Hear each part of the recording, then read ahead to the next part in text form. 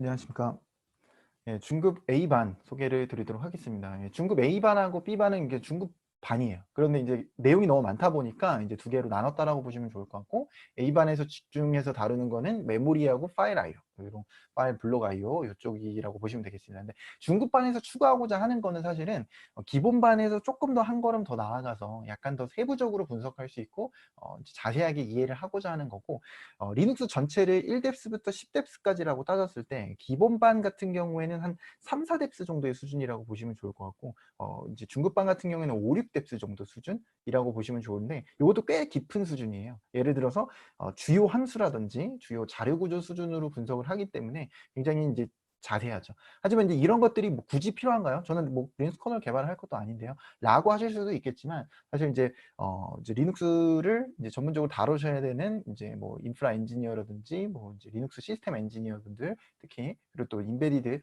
관련돼서, 아니면 웹 서버를 또 좀 오랫동안 다루시면서 리눅스를 좀 자세하게 알고 싶어 하시는 분들 입장에서는 그런 내용들이 굉장히 큰 힘이 됩니다. 왜냐하면 구글링 같은 경우에 물론 많은 정보들을 얻을 수 있는 건 사실이지만, 이게 어떤 버전인지 그리고 또 이게 맞는 건지 틀린 건지도 사실은 증명이 되지를 않아요, 블로그에 있는 글 같은 경우에는. 그래서 그런 부분들을 우리가 실제로 커널 소스 코드라든지, 그리고 또 트레이싱 명령어 기반으로 이 팩트 기반으로 우리가 분석할 수 있는 힘을 어느 정도 가지고 있다면, 이론을 배우고 지식을 배우더라도 항상 실습으로 증명할 수 있고, 내가 문제를 만나도 실습으로 분석할 수 있는 힘을 기른다는 거. 그래서 그거를 이제 커널 코드 레벨로 분석할 수 있는 힘을 기르기 때문에, 목적은 커널 개발하고자 하는 건 아닙니다. 그러니까 커널 개발하는 거에 대한, 물론 기본기를 충분히 얻을 수는 있죠. 하지만 많은 분들이 커널 개발을 하려고 하는 건 아니기 때문에, 분석하고 또 리눅스에 대해서 더 딥하게 활용할 수 있는 능력치를 끌어올릴 수 있다는 거죠. 네, 그래서 이제 설명이 좀 길었는데, 어쨌든 메모리 파트 부분이 일단 있고요. 그래서 메모리 전체적으로 커널이 메모리 어떻게 쓰고, 유저 메모리 어떻게 쓰고, 그런 것들에 대해서 어떻게 처리가 되는지 자세하게 분석을 해볼 거고요. 또 이제 파일에 대해서도 이제 버추얼 파일 시스템부터 파일 IO 어떻게 되는지, 그리고 주요 자료 구조, 그리고 또 블럭 IO 처리되는 부분들까지도 전부 다 이제 디테일하게 추적하면서 커널에 있는 주요 자료 구조까지 분석하는 수업이라고 보시면 좋을 것 같습니다. 이 페이지 회수라는 게 뭐냐면요, 페이지를 할당했으면 페이지를 사용하고 있는 거잖아요. 사용하고 있는 페이지를 다시 가져온다는 얘기예요. 그러니까 페이지의 여유 공간을 더 만들겠다라는 얘기로 이해를 해주셔야 됩니다. 페이지를 조금 더 여유롭게. 근데 페이지를 쓰고 있는데 그냥 뺏어버리면 당연히 문제가 생깁니다. 그렇기 때문에 사용하고 있다고 하더라도 가장 오랫동안 안 쓰이고 있는 그런 페이지를 고르게 되고요. 그리고 오랫동안 안 쓴 페이지의 메모리 내용이라고 하더라도 그걸 마음대로 버리면 안 되니까, 그 내용 같은 경우는 수압 영역에다가 적게 될 수가 있어요. 그래서 페이지 회수 과정은 쉽게 말씀드리면, 메모리 중에서 오랫동안 안 쓰인 영역을 수압에다가 적고요. 그 다음에 그 수압에다가 적어놨으니까, 안전하니까, 내용은 안전하니까 그 페이지에 대한 부분들을 프리 페이지로 두게 되는 거죠. 그래서 여유 공간을 더 만들게 된다. 그게 바로 할당해줬던 페이지를 다시 거두어 간다, 회수 과정이다, 리클레임이다 라고 이해를 해보시면 될 것 같습니다. 그래서 그 과정에 대해서 한번 이해를 해보도록 할게요.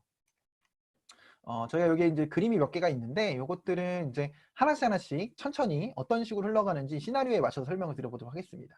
일단은 이 그림이 이제 좀 복잡하게 있는데, 일단은 첫 번째 여유 공간이 있고요. 그 다음에 시간이 있어요. 그래서 시간이 흐를 때마다 오른쪽으로 이제 흘러가는 거죠.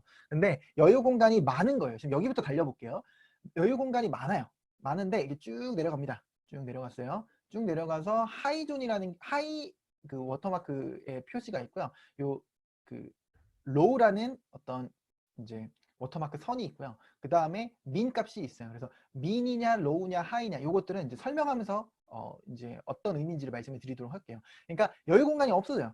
하이보다 낮아졌을 때는 뭐 별다른 액션을 취하는 건 없습니다. 근데 여기서 만약에 로우보다 내려가게 되잖아요. 로우라는 선보다 밑으로 내려가는 순간, 이때부터는 K 수압 D라는 친구가 웨이크업이 돼요.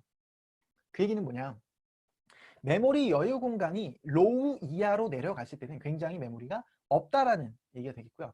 없기 때문에 이 K-SUB-D라는 친구는 이 메모리에 적힌 내용을요, 페이지 아웃 하는, 수압 아웃 하는 동작을 하게 돼요. 그래서 여기에 있는 정보들을 수압 영역으로 빼버리는 역할을 하게 됩니다.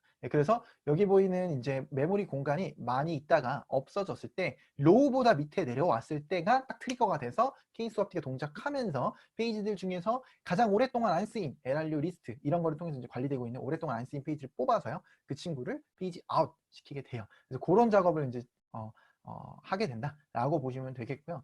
근데 이제 이게 구동이 되다가 올라오다가 로우보다 높아졌어요. 로우보다 높아지면 이제 더 이상 Kswap가 필요 없겠다라고 생각하시면 안 되는 거예요.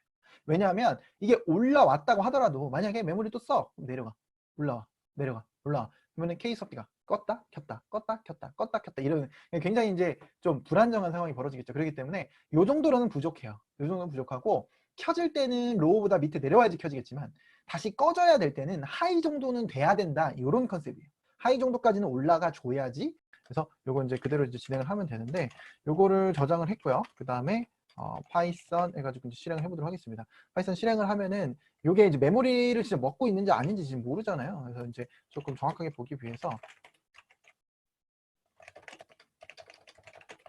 htab이라는 걸 해보도록 할게요. htab 없으면은 apd 인스톨로 이제 다 받을 필요성이 있겠고요. 요거 한번 실행을 해보도록 하겠습니다. 실행을 하면 메모리가 이제 조금씩 차는 거를 볼 수가 있어요. 예, 조금씩 차죠. 예. 근데 이게 금방 끝나버리니까 요거를 조금 더 늘려보도록 할게요. 요거를 좀 늘려보도록 할게요. 뭐 한 4로 늘려볼까요? 2가 아니라 4로. 그 다음에 이렇게 했어요. 그러면은 메모리가 1기가 넘었고요. 그 다음에 1.7, 1.9 하면서 수압 영역 차는 거 보이시나요? 수압 영역 700, 1기가 넘었죠.